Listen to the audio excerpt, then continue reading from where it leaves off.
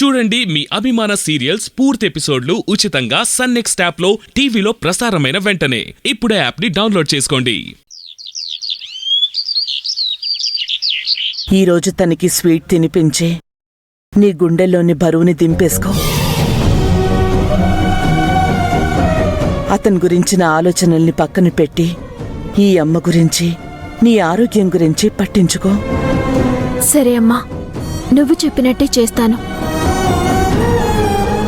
సీనయ్య నాకు ఇష్టమైన బాధ్యత. సీనయ్య సంతోషంగా ఉంటే ఇంక నాకేం అక్కర్లేదు. ఇంతవరకు నాపై నీకు కోపముందని తెలుసమ్మా, కాని సీనయ్య జీవితం ఒక దారిలో పడాలనే నేనివన్నీ చేశాను.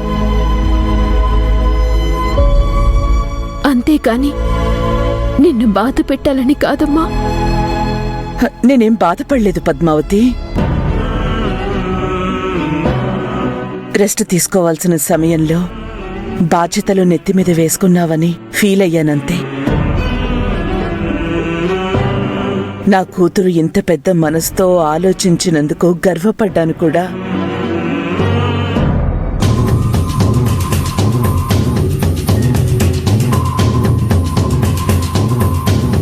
ఈ పద్మావతి తన జీవితం నాశనమైనందుకు తానే స్వీట్స్ పంచుతున్నట్టుంది. కామాక్షితో ఆట ఇలాగే ఉంటుంది. ఎప్పుడు ఎలా దెబ్బ కొడతానో ఎవ్వరూ ఊహించలేరు.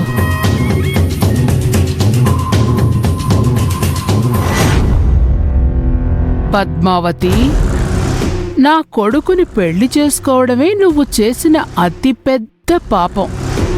దానికి నేను వేస్తున్న శిక్ష ఇది. నువ్వు ప్రేమించిన సీనయ్యని నువ్వే పవిత్రకి అప్పగించేలా చేశాను. నీ కోరిక నెరవేరుతుందని చెప్తూ నా కోరిక నెరవేర్చుకున్నాను. పద్మావతి, అక్క ఇక్కడేదో స్వీట్ వాసన వస్తుంది. లడ్డూలు అక్క నా కోసమే చేయించావు కదూ. ఆ స్వీట్ వెనక పెద్ద కథే ఉందిరా.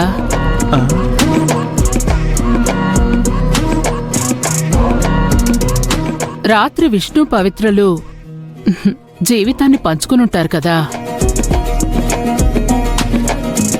ఆ ఆనందంలో పద్మావతి పవిత్ర కోసం చేసిన స్వీట్ అది. ఓ అవునా, నా కోసం చేయించావేమో అనుకున్నాను. సిస్టర్ పవిత్ర, ఈ లడ్డు నీకోసమే చేశాను. నోరు తెరు. సిస్టర్ ఒక్క నిమిషం ముందు నోరు తెరు.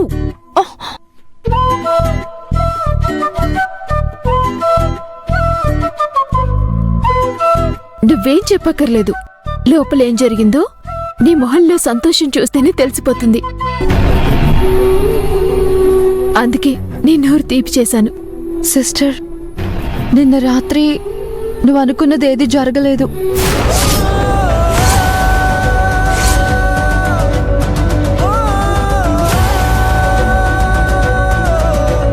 అసలేం జరిగిందో చెప్తాను.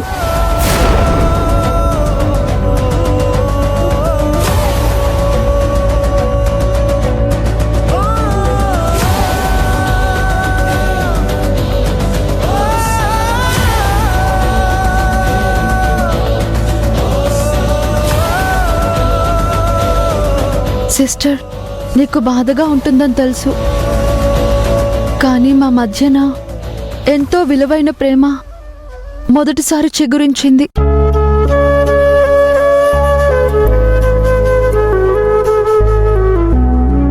నువ్వు కోరుకున్నది జరగకపోయినా మొదటి అడుగు పడింది.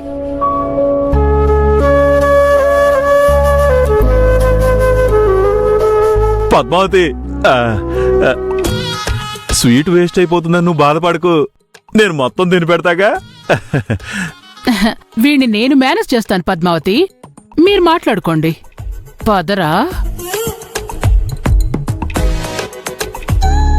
పవిత్ర, నేనిలా జరుగుతుందని అస్సలు అనుకోలేదు. మీరిద్దరూ సంతోషంగా ఉంటారని, ఇక నేను మనశ్శాంతిగా ఉండొచ్చని అనుకున్నాను. ఇప్పుడు టెన్షన్ పడాల్సిందేమీ లేదు పద్మావతి. విష్ణు తనకి ఎంత దగ్గరయ్యాడో తెలిసింది. వాళ్ళ మధ్య ప్రేమ పుట్టింది. త్వరలోనే వాళ్ళు ఒకటవుతారు.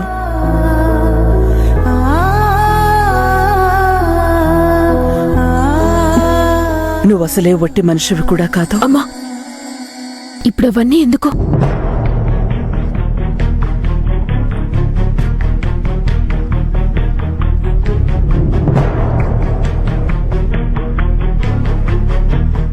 సిస్టర్, పవిత్ర, నువ్వు కాస్త ఫ్రెష్ అయ్యరా. సీనయ్య కూడా లేచే టైం అయింది. నువ్వు నవ్వుతూ ఉంటే సీనయ్య సంతోషిస్తాడు. తన పనులన్నీ చూస్తూ సీనయ్యతో ఉండు. Okay sister.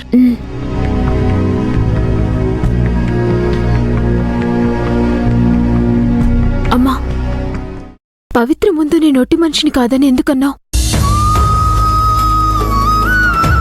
తనకి విషయం తెలియకూడదని అనుకున్నాం కదా.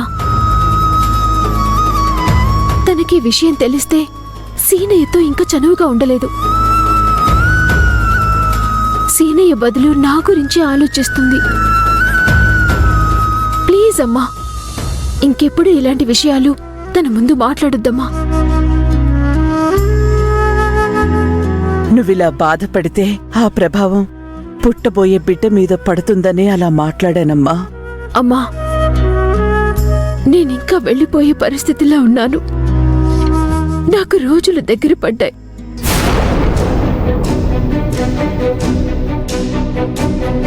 నా బిడ్డ ఊపిరి పోసుకునే అవకాశమే లేదమ్మా. ఇవన్నీ సీనయ్యకి చెప్పి తన సంతోషాన్ని దూరం చేయలేను.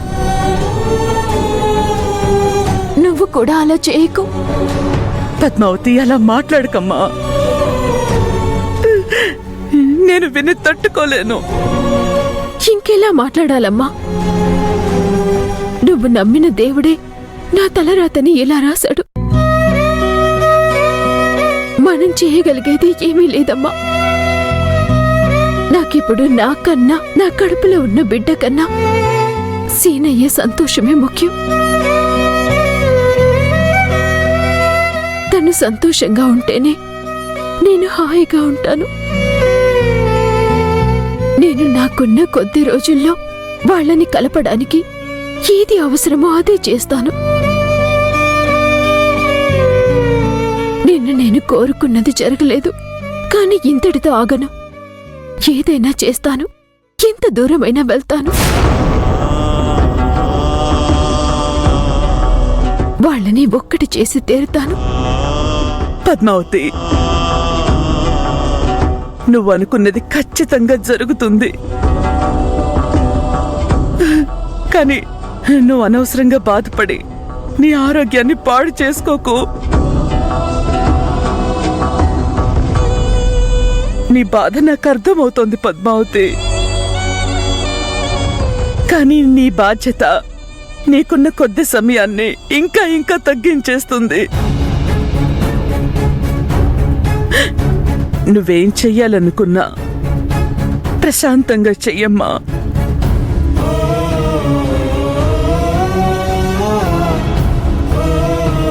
సరే అమ్మా.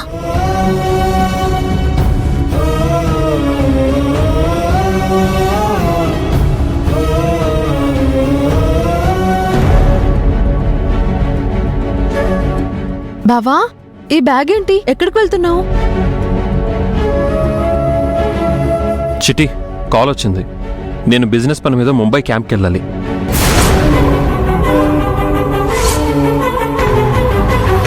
సీనయ్య ఇప్పుడు క్యాంపుకి వెళ్ళిపోతే పవిత్రని మర్చిపోతాడు. నేను కూడా సీనయ్య తిరిగొచ్చే వరకు బతికుంటానో లేదో తెలీదు. సీనయ్యని పవిత్రతో ముడిపెట్టాలంటే తను క్యాంపుకి వెళ్లకుండా చేయాలి. అల్లుడు, సూట్ కేసు తీసుకుని టిప్ టాప్ గా రెడీ అయ్యా. హనీమూన్కి వెళ్తున్నావేంటి? బిజినెస్ పని మీద క్యాంప్కి వెళ్తున్నాను మావయ్య. నువ్వేదేదో ఊహించుకోకు. కొత్తగా పెళ్ళే క్యాంప్కి ఏంటి అల్లుడు? ఇది చాలా ఇంపార్టెంట్ మీటింగ్, వెళ్ళక తప్పదు. పవిత్ర, నువ్వు సీనయ్య మాటలు నమ్మకు. క్యాంపు లేదు, కొత్తిమీర కట్టలేదు. ముంబైలో ముచ్చటగా 3 ఇల్లు పెట్టడానికి సీనయ్య వెళ్తున్నాడు.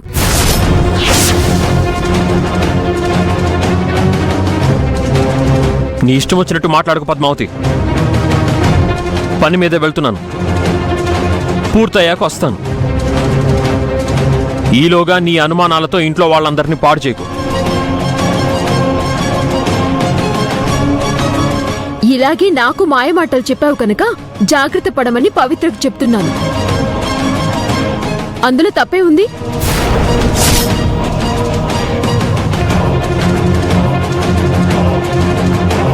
అయినా తనకి శాస్తి జరగాల్సిందే. నా ఉసురు ఊరికినే పోతుందా? నన్ను బాధ పెట్టింది, ఇప్పుడు బాధపడ్డానికి రెడీగా ఉంది. నేను వ్యాపారాన్ని నమ్మకంగా చేస్తాను, ఇతరుల నమ్మకాలతో వ్యాపారం చేయను. చూడు పద్మావతి, నన్ను నమ్మకపోవడం నీ ప్రాబ్లం. ఆ ప్రాబ్లంని తీసుకొచ్చి ఇంట్లో అందరికీ ఎందుకు అంటిస్తావు? చిట్టి, ఇది ఇంపార్టెంట్ పని. నాకు వారం రోజులు పట్టొచ్చు, లేదా ఓ 10 రోజులు పట్టొచ్చు. నేను త్వరగానే వస్తాను, నువ్వేం కంగారు పడకు. అదేంట్రా, ఇందాక లవంగం అడిగిందే నేను అడుగుతున్నాను. కొత్తగా పెళ్ళైన నువ్వు భార్య ముద్దు ముచ్చట చూడాలి, అంతేగాని బిజినెస్ అంటూ బయటికెళ్ళకూడదు. తనని నీతో పాటు తీసుకెళ్ళు. ఇంట్లో ఇలా వదిలేయడం కరెక్ట్ కాదు. పవిత్ర, నువ్వు రెడీ అవ్వు. నేనేమి చిట్టిని చీకట్లో రోడ్డు మీద వదిలేలేదమ్మా.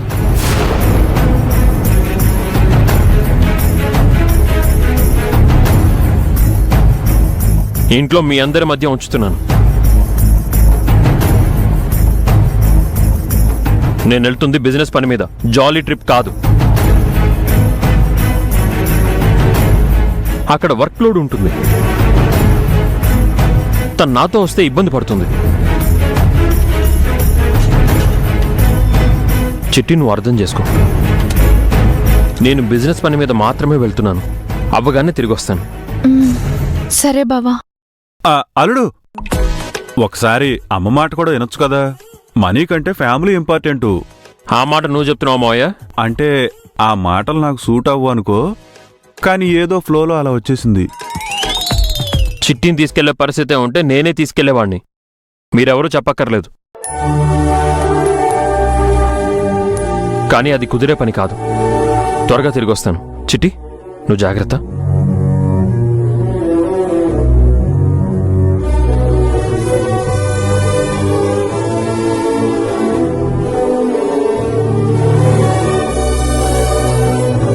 అత్తయ్య, నేనొకటి అనుకుంటే ఇంకొకటి జరుగుతుంది. సీనయ్య తిరిగొచ్చేసరికి నేనుంటానో లేదో కూడా తెలియడం లేదు.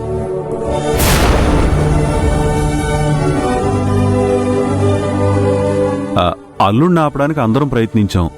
నేను కూడా ట్రై చేశాను. నువ్వు ట్రై చేసావు కాబట్టే ఇలా జరిగిందిరా సన్నాసి. నేను చెప్పాల్సినవన్నీ నువ్వు చెప్పేశావు. దాంతో విష్ణుకేం చెప్పాలో తెలియక వెళ్ళిపోయాడు.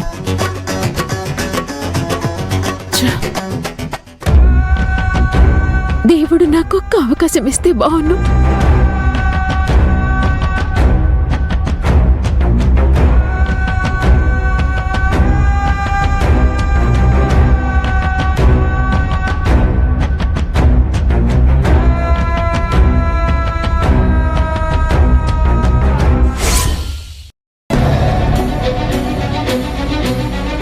క్యాంపు లేదు, కొత్తిమీర కట్టలేదు. ముంబైలో ముచ్చటగా 3 ఇల్లు పెట్టడానికి సీనయ్య వెళ్తున్నాడు.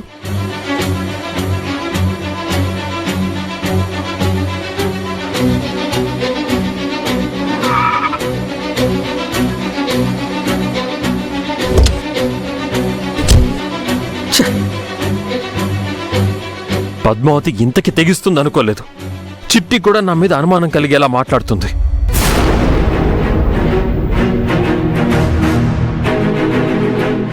ఇలాగే నాకు మాయమాటలు చెప్పావు కనుక జాగ్రత్త పడమని పవిత్రకు చెప్తున్నాను.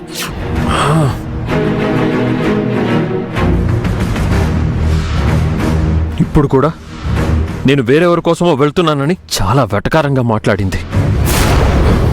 తన జీవితం నాశనం అవడానికి నేనే కారణం అంటుంది. చేతులారా తను చేసుకున్న దానికి ఎవరేం చేస్తారు? ఇప్పుడు చిట్టి జీవితాన్ని కూడా నేనే నాశనం చేస్తానని తనని భయపెడుతుంది. కానీ చిట్టికి నేనేంటో తెలుసు. తను ఖచ్చితంగా నమ్మదు.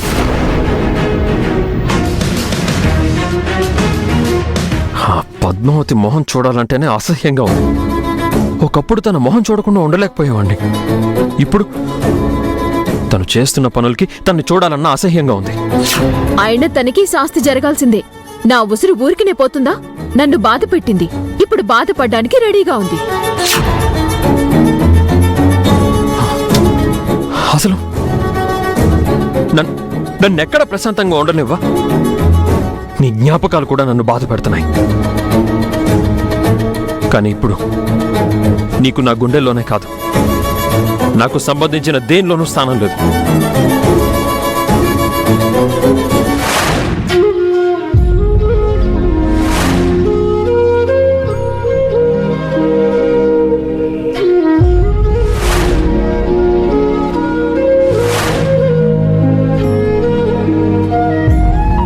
నిజంగా చిట్టి ఎంత మంచిది. ఇందాక అవతల పద్మావతి ఎన్ని మాటలు అంటున్నా ఓపిగ్గా భరిస్తూనే ఉంది. నేను క్యాంపుకి వెళ్తున్నానంటే నన్ను విడిచి ఉండలేక చిట్టి చాలా బాధపడింది. సరే బావా. పద్మావతి విషం కక్కుతున్నా చిట్టి మాత్రం అమృతం కురిపిస్తుంది.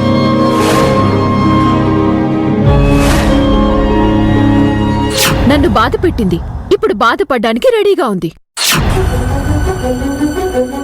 ఇప్పుడున్న స్థితిలో ఒకవేళ చిట్టి మనసు పొల్యూట్ అయితే నో నో, అలా జరగకూడదు. పైగా నేను క్యాంపుకి వెళ్ళిపోతే పద్మావతి చిట్టి మనసుని గాయపరుస్తుంది.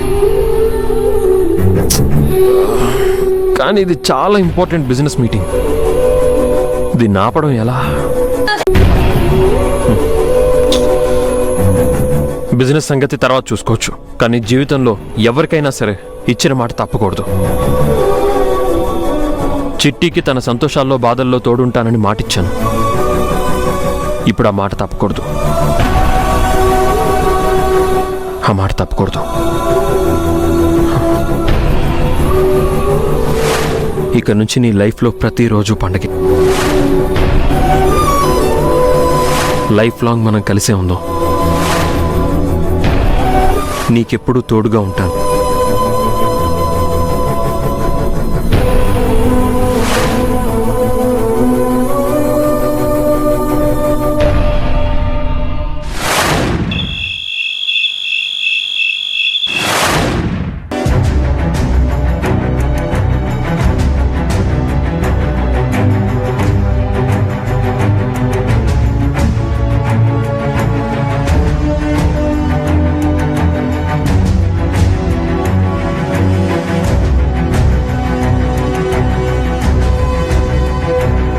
అత్తయ్య, దేవుడు నాకెందుకింత అన్యాయం చేస్తున్నాడు?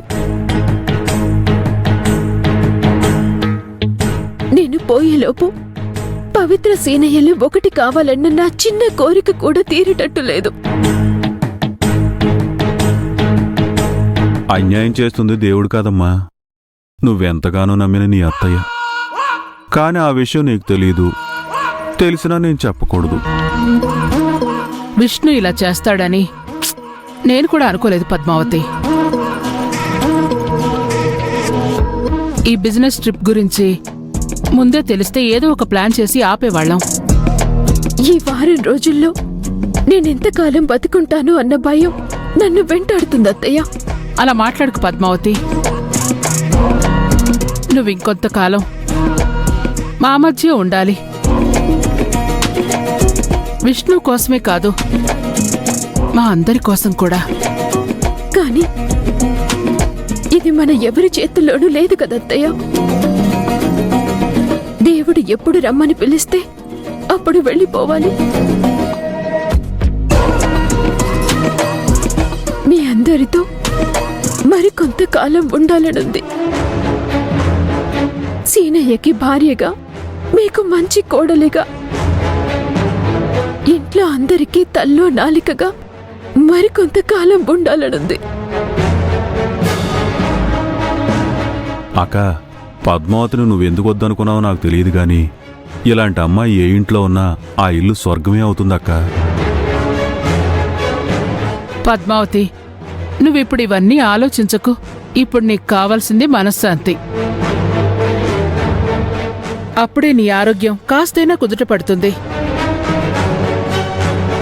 నేనుండగా నీకు మనశ్శాంతి ఎలా ఉంటుంది పద్మావతి? నిన్ను కష్టాలకు కేర్ ఆఫ్ అడ్రస్గా మార్చేశాను. నాకిప్పుడు ఒకటి భయంగా ఉందత్తయ్య. నేను చనిపోయేటప్పుడు సీనయ్య నా పక్కనుంటాడో లేదో.